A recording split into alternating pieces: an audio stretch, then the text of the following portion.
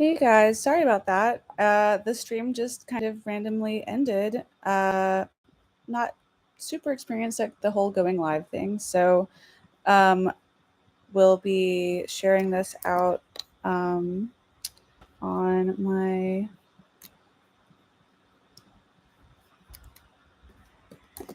um, socials so people can get back in and find this if they want. Um,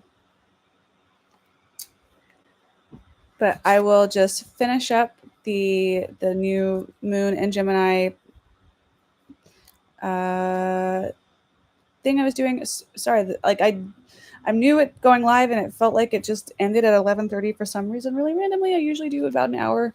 Um, so if you were on that live and you got kicked off, really sorry about that. But learning curve.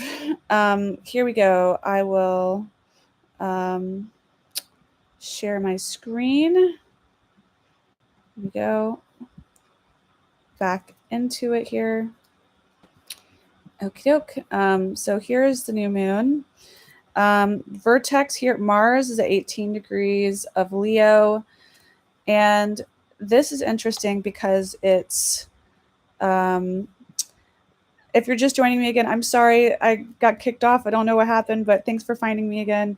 Hopping back into the chart, here we go.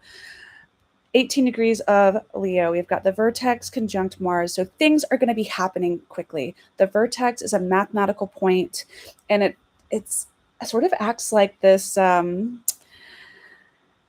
this destiny, like this mathematical destiny portal. So this is telling me action is going to be very important, like leadership. Mars and Leo is about taking action with integrity and being a leader. It's very masculine, creative energy. It wants the spotlight. It loves to be creative, and lead with its heart. So leading from a place of love is going to be really, really important. That's the way to move things forward. So let that guide you. There's also this interesting square between this series over here and Scorpio. She's retrograde, 18 degrees, or rather, this is Black Moon Lilith. Sorry, series. I'm looking at the moon thinking series, but that's Black Moon Lilith.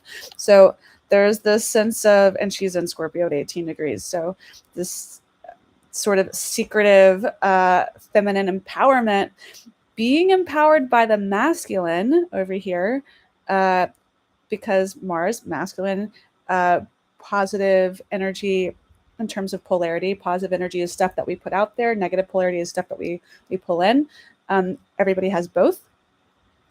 So there's this harmony between the empowered, willful feminine who is secretive, who sees through the bullshit with Black Moon Lilith, and she's conjunct, she's conjunct Juno, the goddess of the hearth and the home. So this is, again, standing up for women, standing up for reproductive rights, but being empowered by the masculine, that integrity, that sense of heart, sense of knowing what's right in your heart and your soul.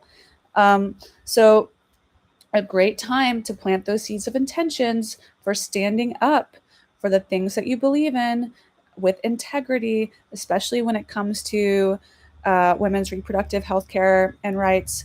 There's this case that's happening, and I forget the girl's name off the top of my head, but there's a woman she's brain dead, and they're keeping her alive because she's pregnant, and they're going to try to force her body into producing this child, even though her body is clinically dead. She's just on life support.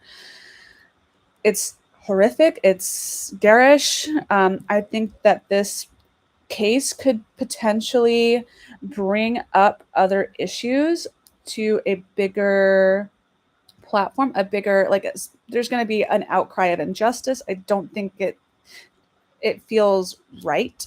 I don't think, if you look at the details of the case, it feels like people are just sort of keeping this poor dead woman alive to force it to sort of be an incubator for this unborn child that should have probably also naturally passed when its mother passed.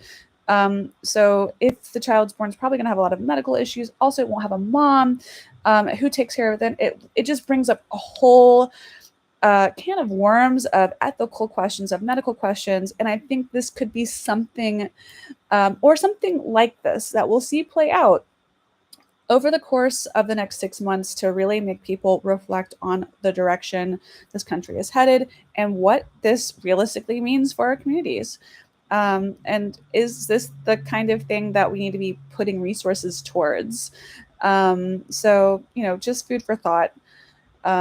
It's a horrific, tragic case that just feels like it's out of a science fiction novel for some evil scientist character or something.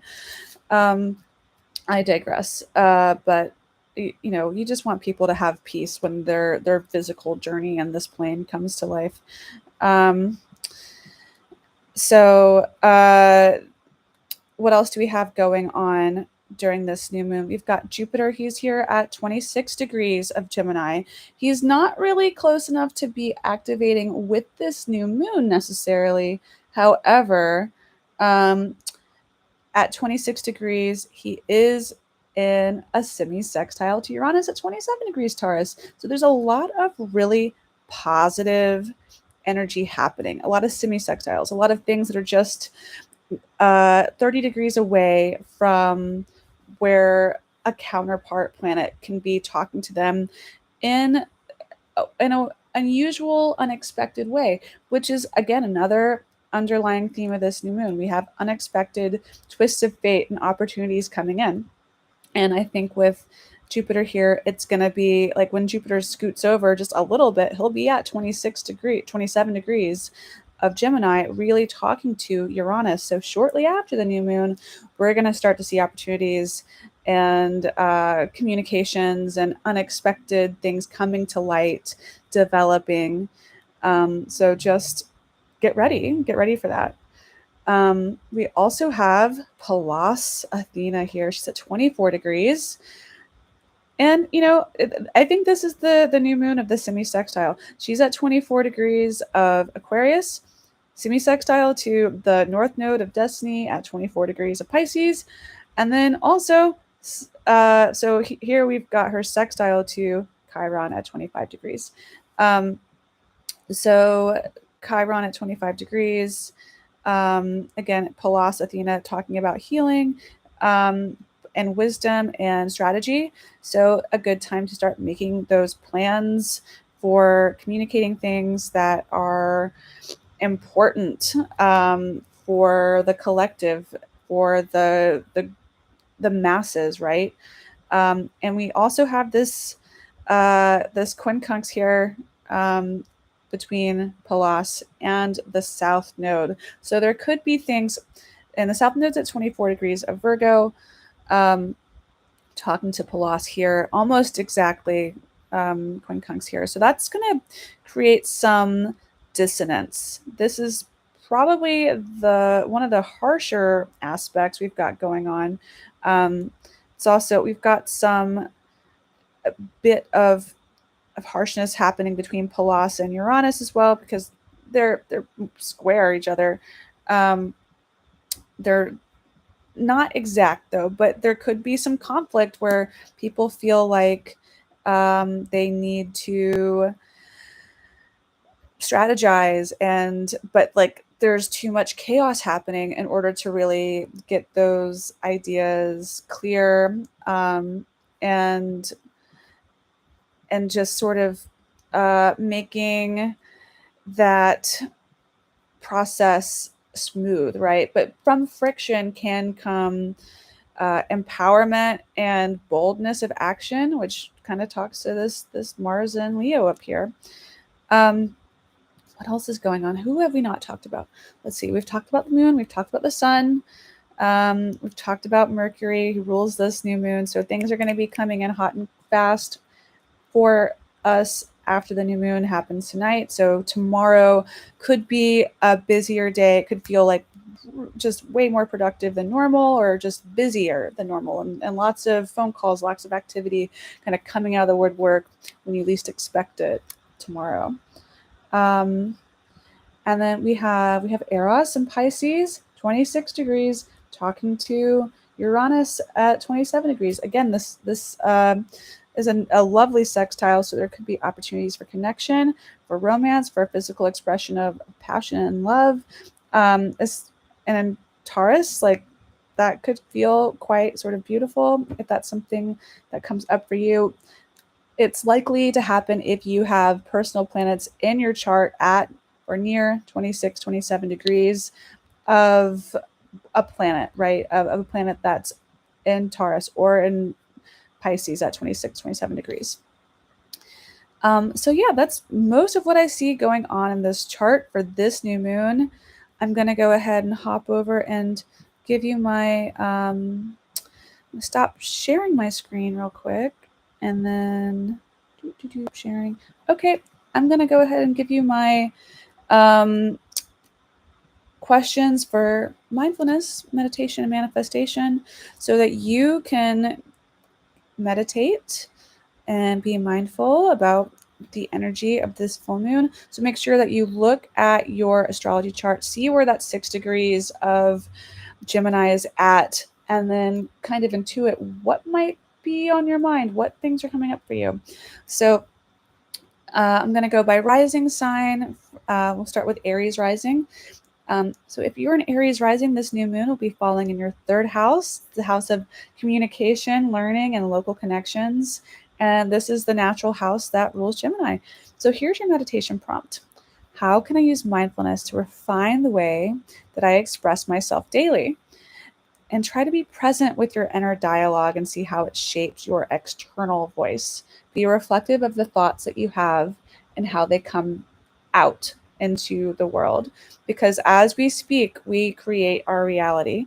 So if you want to meditate and focus on this, it could be helpful to focus on your breath at your throat and your mouth chakra and visualize your voice as a clear stream that is connected with clarity to a clear mental picture. And if you want a meditation prompt, you can call in aligned conversations, new connections, and be curious about the things that light you up that can support your growth.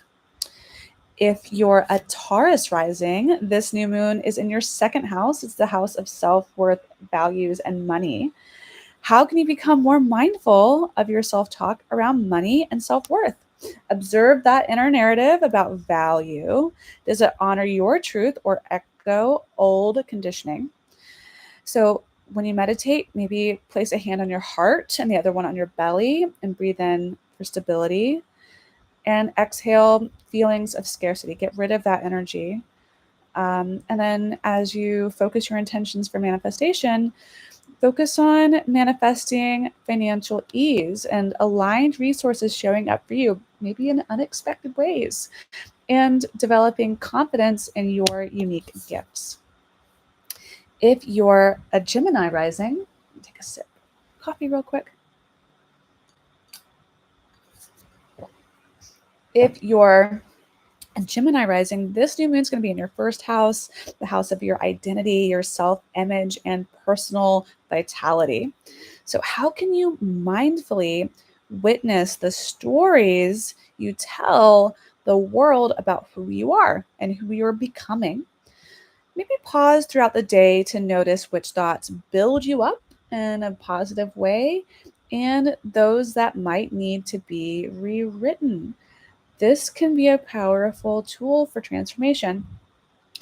If you want to meditate, maybe sit with a mirror and breathe slowly and repeat, I allow space for my becoming, and becoming the thing that you feel most alive and excited by. And for manifestation, say, I plant the seeds of a fresh self-concept rooted in curiosity, authenticity, and joy. If you're a Cancer rising, this new moon is in your 12th house. This is really subconscious, internal, deep work you'll be doing. The 12th house is the house of your inner world, your dreams, and your subconscious healing. So your meditation prompt could be something like, how can mindfulness bring me closer to my intuition and my inner peace? Observe your dreams, any symbols that might be coming up for you now, any emotions that might be bubbling up without judgment.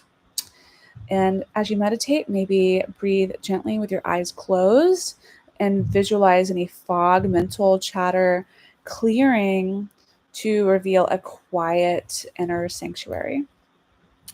And here's a manifestation prompt for you for your meditation. I call in sacred silence, deep rest, and clarity from within.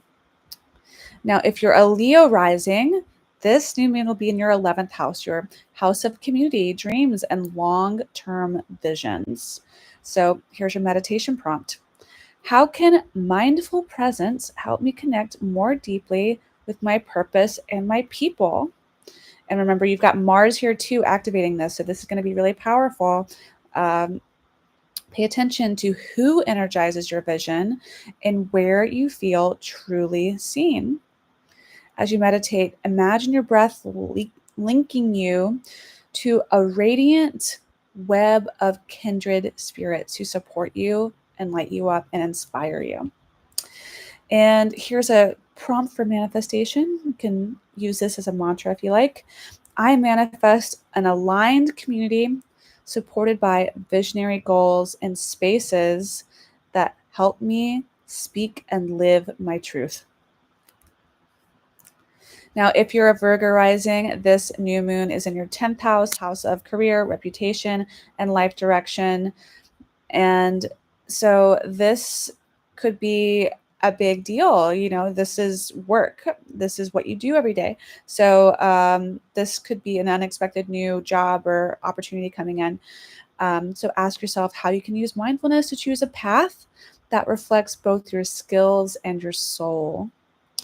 Watch for internalized expectations. You know, we can take on a lot of chatter energetically from society.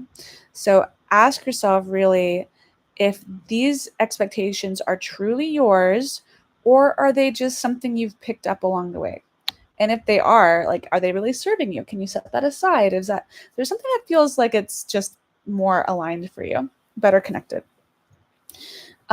So as you meditate, sit tall with your spine straight and visualize your future self stepping confidently into their calling and have that calling showing up, asking you to step into it. As you manifest through your meditation, you could say something like, I call in purposeful opportunities with a clear sense of direction and recognition aligned with my truth. Now, if you're a Libra rising, this new moon will be in your 9th house, the house of beliefs, higher learning, philosophy, and expansion, and long distance travel. So you can think about how being mindful could help you question old beliefs and expand your worldview. Notice any limiting stories you've absorbed about that possibility, that you can't travel for some reason, or you don't have the money to travel, or um, where maybe your faith and your philosophy or your religion might be sort of holding you back in some way, and how you might be able to tell yourself more positive stories that advocate for your freedom. So as you meditate, you could breathe into your brow, opening your inner vision, and ask where you're being called to grow to now. And that can come in a lot of different forms, but just ask the question. The universe will kind of guide you somewhere. And manifestation for Libra rising. I manifest liberating truths, new wisdom, and paths that expand my perspective. All right. Scorpio risings. This new moon will be in your 8th house, the house of intimacy, transformation, and shared energy. It's the house most typically associated with Scorpio, but here for you, Gemini is the ruler. So how is it that mindfulness can help you to release fear and welcome deep transformation around those themes, those eighth house themes of taxes, death, sex, anything that's taboo, and transformation, rebirth. Um, and really ask yourself if and when you are feeling triggered, if that's coming up for you, ask yourself, is this really my energy to carry? Do I have to tell myself this story over and over again? Could inhale into your root chakra and exhale through your crown. Feel that energy moving up through you in a positive way, and feel safe in your power to let go, to trust the universe that'll show up for you. And you can say something like, I welcome in healing, shared abundance, and emotional rebirth, transformation. All right, Sagittarius rising. This new moon is in your 7th house, the house of partnerships and reflections. A lot of people think of this as the house of marriage as well, but it's any partnership where the people involved have formally identified their partnership and commitment to each other. So, how can you become more mindful of the ways that you show up in relationships? Observe patterns in your closest relationships, especially how you communicate under stress. And visualize a soft golden cord between you and a beloved other person. And if there isn't another person, maybe you would like to conceptualize or imagine a space where that person can show up. They might not have a name or a face, but it could just be an energy that you are conceptualizing and connecting with. And maybe that energy can connect with the right person for you who's out there somewhere. Breathe compassion into this bond. And as you meditate, this is a manifestation mantra for you. Call in conscious partnerships that are rooted in honesty, curiosity, and mutual growth support. Now, Capricorn risings, this new moon is in your 6th house, the house of health, routine, and service. So, how can you bring mindfulness into your daily habits of rituals and self care? Make sure you're slowing down through the day, Capricorn, because I know it's really easy for you to get going and to not slow down and just get into your rhythm. But I think it could be really helpful to slow down with intention and notice how each thing that you do throughout the day makes you feel. Because some things are going to light you up, some things are going to dim your light, and you really need to evaluate why you're doing the things that you're doing when you're doing them. There might be good reasons, but, just be aware, be conscious of them. So as you meditate with each breath, imagine cleaning with each breath, imagine cleaning mental clutter and creating space for clarity and positive energy. And say something like, I plant seeds of sustainable wellness, of intentional work, and mindful devotion to the things that matter and light you up. Now, if you're an Aquarius rising, this new moon is likely to fall in your 5th house, the house of creativity, play, self-expression, and true love. So, how can mindfulness open me to joyful expression and creative flow, love, and abundance in all its forms? While you're doing something creative, make sure that you're pausing to savor the moment. And maybe don't worry so much about the outcome. The process can be rewarding in and of itself. So, inhale joy to your heart, exhale doubt, let your inner child speak through silence, and maybe call in playful inspiration, radiant confidence, and art that reflects your soul while you're manifesting. Now, lastly, but definitely not least, Pisces rising, this new moon is in your 4th house, the house of home, roots, emotional foundations. And your meditation prompt could be something like, how does mindfulness help me feel more grounded in myself and my physical space at home? Check in with your breath when you're at home. Does your space feel like it's really nourishing your soul and lighting you up? Or do there need to be some adjustments that are made? Now, when you're meditating, envision a glowing light at the center of your chest, anchoring you like roots to the earth. And say something like, I welcome emotional safety, ancestral healing, and a sense of truly belonging in my space. All right, so that's it, more or less, for this episode of Blood Moon Milk. Thanks for joining me in bed with coffee as we talk about astrology. If you didn't see part 1, it got cut off. I'm afraid that my lack of experience with live streaming on YouTube kind of bit me in the butt, but go check out part 1. If you missed it, it'll be on the channel. And thank you for watching. If you want to book a session with me, go look at part 1. There's links in the description there. I had to kind of scramble to get this live feed going so I could finish up the stream. So apologies. I'm trying to implement some new processes to kind of make this more engaging and interesting. For everybody. So there's some growing pains with that. Like the last podcast I did, the camera cut out in the middle of things. So I've also, just on a personal note, I just graduated from my master's degree program. So I will now, from this week moving forward, have more time to start devoting to the show and to sessions. So the books are open. If you want an appointment, go book a session. If you think it's too expensive for you, please just get in touch, reach out, email me, and I can set something up at a sliding scale price that'll work for you, and we can get you on the books. Thanks so much for listening, and until next time, I wish you all the best the stars have to offer. Bye now. Happy new moon in Gemini.